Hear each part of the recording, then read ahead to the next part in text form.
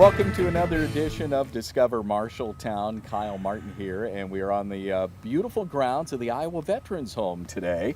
And we're actually right here in front of the new World War II Memorial, and we'll talk a little bit about that as well. And we're with the brand new Commandant, and I'm probably going to ask him how to pronounce his name, Timon Ojuri? Ojuri, correct. Okay. Very good, Kyle. Okay, yes. all right. Okay, and welcome. Thank you, sir. By the way, and how long have you been Commandant? 94 days now. Reported in on May 22nd. But who's counting? I'm not. You're not counting? It's been a wonderful experience. It's a great mission, taking care of the veterans here and the staff at the Iowa Veterans Home. So, no, I'm very humbled and honored to be here. Awesome. We're glad to have you here. Let's talk about a little bit about your background before you became Commandant. You're originally from Iowa, right? Cedar Rapids, Iowa, that's correct. Okay. LaSalle High School graduate, no longer high school, it's now a middle school. So I'm dating myself, I understand that. Went down to school in Kansas. Iowa asked me to walk on, and I went down to Kansas where I played at Pittsburgh State, Division II school. Okay. So I went down there and received my commission. I was going to follow my father's footsteps, World War II veteran. My godfather, all my uncles all served World War II. I was going to serve our great nation. I received my commission, went off to Europe for 4 years, came back, and all of a sudden 4 turned into 31 years, United States Army. Yes. Really? Wow. So, and you're retired, right? You're retired colonel? Retired colonel. Okay. Retired in 2011 out of the Pentagon. And my last assignment was out there. I sat on the Army Review Board. I was one of the senior colonels when I retired, and we heard all the clemency and parole cases of all the 1,500 wonderful soldiers that we have in federal prison. Oh, so, okay. So would that be in Fort Leavenworth? No, the board itself was actually out of the Pentagon. Fort Leavenworth, everybody thinks of the big military prison there, right. Actually was redone when we were there. It went from 225 beds down to 120 beds, but they only hold the prisoners there that we've court-martialed in the United States Army. They only hold them there and throughout the entire adjudication process. Then we farm them out to the federal penitentiary system, where they are actually housed in the federal prisons throughout the United States. Okay, okay. So you have been here, like you said, just for a short while. When you took over for Jody Tymason, is that Commandant? Is that an appointment then by the governor? It is, yes. I work for the governor at the pleasure of the governor. At that time, I interviewed with Lieutenant Governor Reynolds. Mm-hmm. She recommended me to Governor Branstad, so it was right at that transition point. So I was officially appointed under the old administration of Governor Branstad, but actually for Governor Reynolds, and it's just been an honor, and I'm very humbled and honored to have been nominated and chosen by her. Does the Commandant live on the grounds? I know there used to be a Commandant house, or quarters, if you will. Do you live here, or do you live? No, Kyle, that Commandant's quarters burned in 2001. No. The answer is no. We have no more Commandant quarters here. It was a very nice home, and actually the third floor of the Commandant's residence was used for some of the dementia patients or residents that we had at that time. So no, I don't. I commute from Cumming, Iowa. Okay, very good. My wife and I had 15 moves throughout our military career. And she's originally from Missouri, and she grew up on 250 acres. So our last home in D.C. wasn't even close to a acreage at all. Right. Neighbors right and back. Yeah. And so one major requirement, Kyle, when we moved back home, back to Iowa, is that no neighbors behind us. So when I came back to Iowa to work for Hy-Vee as their military recruiting operations director, Hy-Vee is a great company, and they are very interested and very aggressive in hiring veterans. So they didn't have a connection, though, a liaison between the stores and the military retirees transitioning out of the veterans. So they created a military recruiting position, director. Mm-hmm. So that's what I was hired on for Hy-Vee, coming back to Iowa. And I was there with the Hy-Vee for about 16 months when the governor called, and my name was floated over, and so I again, was gracious that it happened, and I'm just so humbled and honored to be here. So anyway, going long story, my wife, we now have 2 acres and no one behind us. Yeah. We back her up to the Raccoon River, and so she said, honey, I support you 100% in your position out there in Marshalltown. I'm not moving. So you're making the commute. So I'm making the commute, Very and everybody good. says, oh, it's an hour. Well, my commute in the Pentagon was 15 miles. Yeah. 45 minutes to an hour and a half, depending on the day, Wow. depending on situations, sometimes even 2 hours. So an hour commute is nothing. In the beautiful country. In the beautiful country, Yeah, there you go. exactly. You know, Awesome. So how familiar, sir, were you with the Iowa Veterans Home? I mean, had you ever been here before? Have you had an opportunity to, explore the history of it a little bit? No, Kyle. Really? The answer is no. Okay. I knew of it. Yeah. Growing up in Cedar Rapids, my grandparents lived in Ogden. Mm-hmm. So back in 30, when it was just Highway 30 Sure. through, Oh, yeah. we would come through Marshalltown going up to see my grandparents. Knew of it, but never had been here, never had any of the history of it until the nomination came forward. Then I came over and explored the Iowa Veterans Home, studied up on the history and all of those. So no, up until this point, I knew it was here, and that was all. So you had a crash course in the Iowa it was the Soldiers' Home at Iowa Soldiers' Home until 1976, correct. Well, I see you know your history. You have done a little background. How many buildings are? And I know it's tough because you're always putting up new housing here, but on the actual grounds itself, how many buildings? Because this is a very large campus. 150 acres Uh-huh. that we have here with the Iowa Veterans Cemetery, or it's got Iowa Veterans Cemetery, the Iowa Veterans Home Cemetery also is housed here. Building specifically, to answer your question, we have 5 residential buildings where residents reside. The outbuildings, et cetera, we have 10 cottages that were actually built in 1893 Wow. by the residents. Wow. The structures have still originally been updated and modernized, etc. So we have those 10 cottages, but we have a number of maintenance buildings. So to answer your specific how many Right. buildings, I would have to say Yeah. up into the 20s, somewhere Sure. in there. Oh, yeah. But we have 5 residents living facilities. Okay. How many residents? We have currently 516 residents right now that we have through all the care that they have, residential care up to our memory unit care. Okay. What do you have to do to qualify to be a resident? Because I know some spouses also qualify. Correct. The qualifications, honorably discharged veteran and an Iowa resident. Okay. And then for spouses, a spouse of a honorably discharged veteran, Iowa resident, Gold Star family members also qualify. Okay. Wow. And I was out here last week for, I think, the first time in a long time, and it just amazed me how many activities there are. The lady that I spoke with, I kind of joked with her and I said, are you like the cruise director out here, like on a cruise? And she says, oh yeah, we have all kinds of stuff, movies and arts and crafts, leather and ceramic. It just really amazed me how involved the residents could become. Kyle, when you were speaking to Amy Hall, Yeah. and she is the director of all activities. So yes, we have, like you mentioned, all of those in-house activities. We also have activities that we take them off campus, out to different places in Iowa. Right. Iowa State Fair. We had 5 days out of the fair. We had taken our residents down to the Iowa State Fair, and a great number went down on Monday and participated in the Iowa Veterans Parade at the Iowa State Fair. And so we have all kinds of activities for them, yes. Yeah, it's amazing. We take them on fishing trips. You do? They go out fishing, absolutely. We take them out fishing.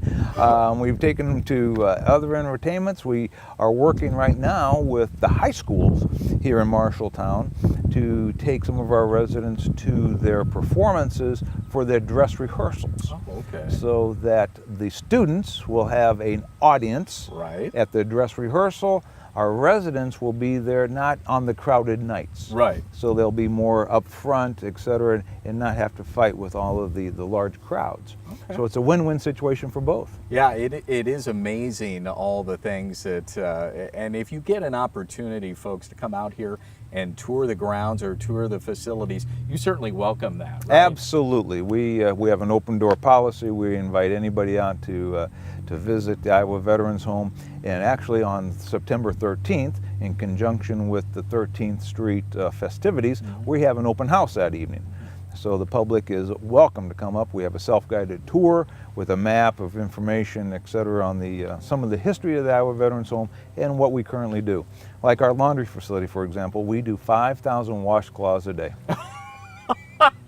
You are a man of figures. Yeah, that is awesome. I never would have guessed that you would do so much. And what about as far as the folks eating here, cafeterias, and I know the canteen is incredibly popular. I had a chance to stop by there. There's some good food here. There's some very good food here. Very good food. We serve 3 meals a day, 7 days a week to the residents, and also open to the public at $6 a meal ticket. So you can come in and enjoy a great lunch with the resident or dinner, evening, any type of time. And we have all kinds. We have shrimp once a month for the residents. We have a great salad bar for them. Usually there's 2 or 3 different type of choices for entrees, et cetera, each night during the lunchtime. And then, like you mentioned, the canteen is always open. Well, it's not always open, but open during the day, right, for ice cream, snacks, et cetera, if they want anything up in there. So yes, it's a great.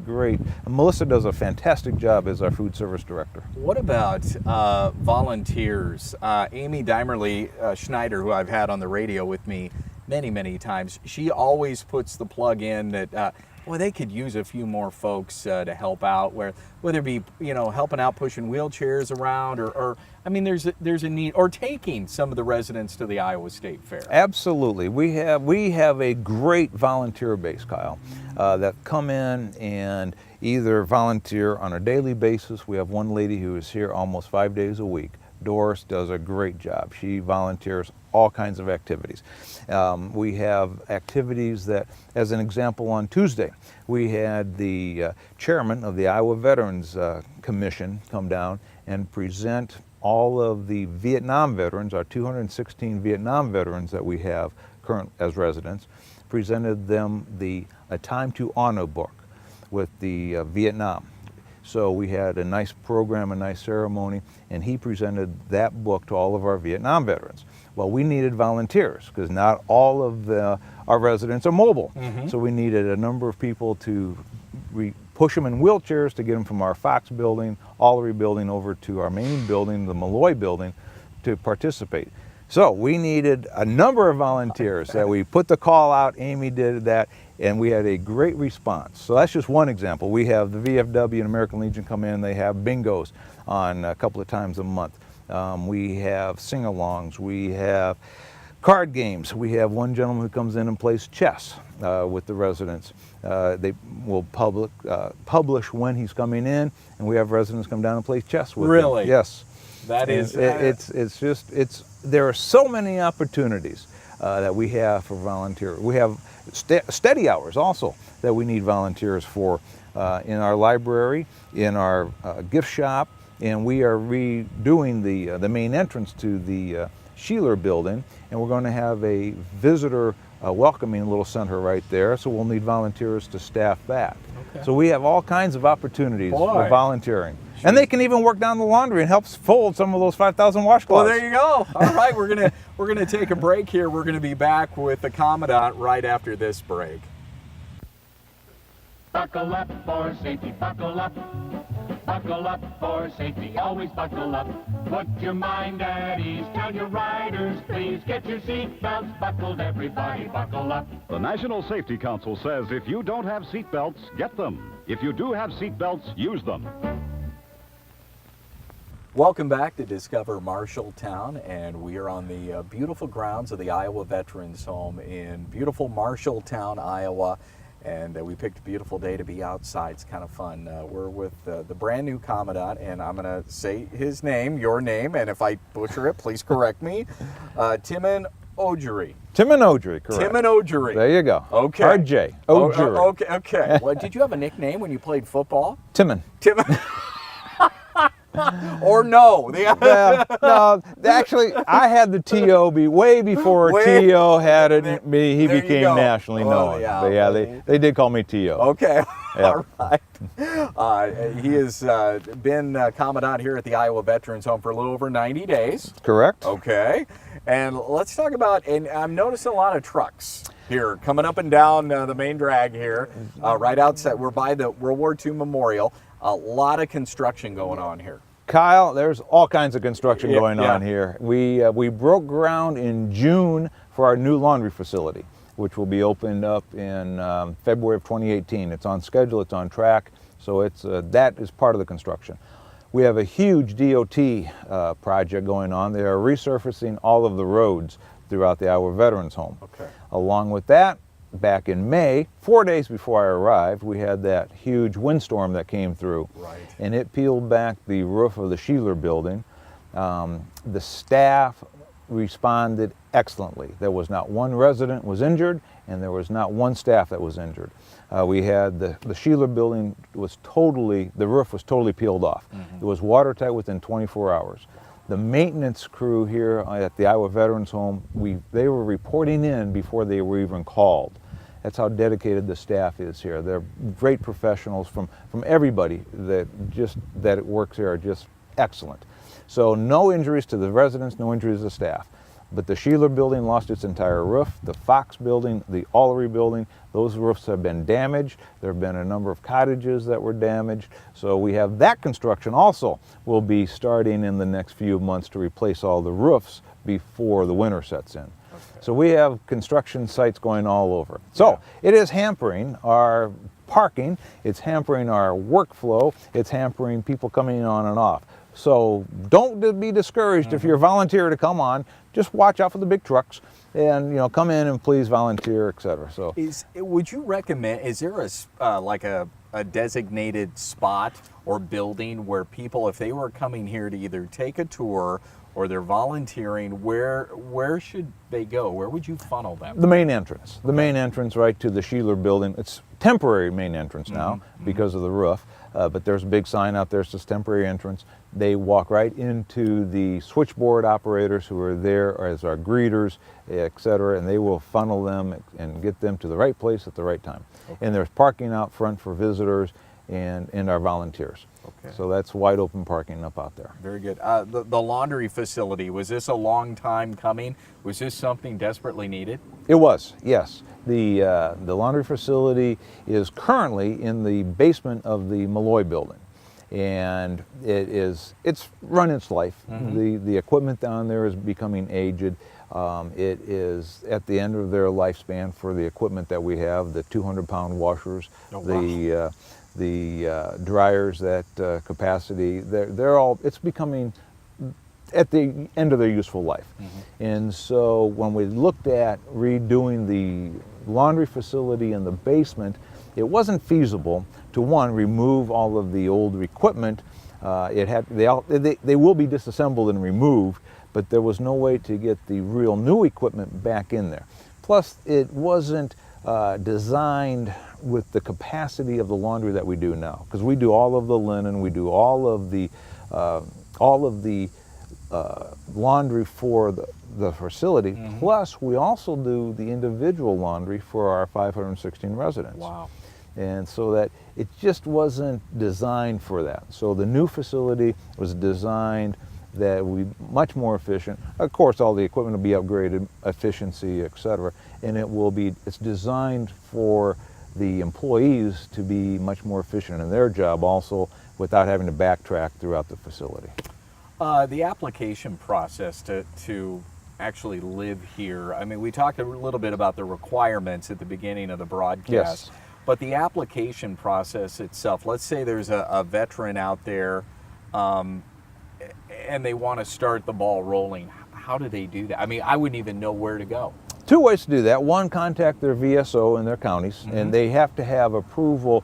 The VSO in each county has to not approve, but authenticate their eligibility. Sure. So it comes through the VSO. Then they come up through our admin, our admissions office here, and they then fill out the applications, etc. And they come up for a tour. We'll give them a tour of the grounds, etc. That'll start with a phone call to the Iowa Veterans Home. Right. And then they can call the Iowa Veterans Home and be contacted over to our admissions office with Jason or Aaron, and they'll start that. But they have to have their eligibility certified by their VSO in each county. Right. That makes perfect sense. Can the residents live here for the duration of their life? I mean, is there a certain? I mean, you don't graduate to another facility. This is no. We are the only Iowa Veterans Home. I know. We're the only veterans home in Iowa. Yeah. The third largest in the United States. Right. And so no, once they're admitted in, this is where they will call their home. Yeah. Until they decide, if they decide, Sure. that they want to reside some other place. But no, this will be their home. Okay. All right. As far as families of the veterans, they're always encouraged to. I mean, I know you're very welcoming. This is an awesome facility and incredibly welcoming. We talked about volunteers, but the families, there are so many rooms and gathering rooms and facilities for the families to visit. Kyle, absolutely. Families are welcome every day. 365 days a year, all kinds of activities for them, and the cottages are set aside for the families. Oh, okay. At a very minimal fee. So we have some cottages that have 1 bedroom, we have some that have 2, and we have one cottage that can sleep up to 6 on hideaway beds, etc. But those are available for family members to come up so that they can spend the evening, their night right here on grounds with their loved one. And they can easily go back and forth then. It's no traffic, of course, walk across the street. Right. So those cottages are there for the family members to come and visit, and they're also then are invited to eat in the dining facilities with their loved ones, etc. And they can also participate in all the activities that we have. Oh, neat. So, yes. Very nice. The medical needs of the residents, they are readily met. I know that. I mean, there are folks in our community right now, I know personally, that are employed here, on medical staff. So they're well looked after. Well looked after. Best care that there is. We have 3 physicians on staff. We have physicians on call 24 hours a day. Our nursing staff is top notch. They're the best that are out there. Yeah. The RNs, the LPNs, our nurse technicians, everybody is just top notch. We have our own x-ray facility here. We do have contract dental and podiatry that do come in for specialist care here. And then if we don't have the exact care that the resident needs, we have the agreements with the Iowa and Des Moines and Iowa City VA hospitals that we take our residents to and from their appointments. Wow, that is fantastic. Let's talk a little bit about your schedule. You've got Mike Hines, who is a great guy. We've had Mike on the radio with us many times. And does he help coordinate? Because you're a busy guy. You got a lot going. You got a lot going on. I'm guessing your schedule, your day is probably kind of crazy. My day is pretty well packed, thanks to Mike. Yeah, absolutely. Yeah. Just Mike, being a retired first sergeant, has kept this old colonel well under control. Right. Keeps me on focus, keep me on point, and he does. He does a great job at scheduling my days. Sometimes a little too packed, but that's just the way the nature of the beast. It is. It's there. So no, the day consists of visiting residents, being concerned with their care, speaking with family members, meetings that operate a 900 employee organization, 516 residents, that we have everything from the 4 generators that we have to exercise once a month at least, because if the power is interrupted here, we have requirements by VA and law that we have to have power up and running within 10 seconds. Wow. So if the power goes down, those generators need to kick on. So the entire maintenance staff is here. So it's a busy facility. Yeah. There's never a dull day. It doesn't sound like it. And you kind of alluded to this, and I was going to ask you anyway. You make the rounds. You go around and visit with the residents. I do. My goal is to know each of them by name. Yeah. I'm not getting there yet, but I'm working on it. I'm working on that, and each of the staff. So I go and make the rounds so that I know what's happening on the facility. Wow. So, Wow. Well, I greatly appreciate having you on the show today, and it was a pleasure to meet you. Kyle, pleasure meeting you. Thank you, so sir. very Thank much you. for that, and thank you for coming out to the Iowa Veterans Home. It's a wonderful organization, and it's open to anybody. Come back anytime. Absolutely, I will do that. And that is another edition of Discover Marshalltown.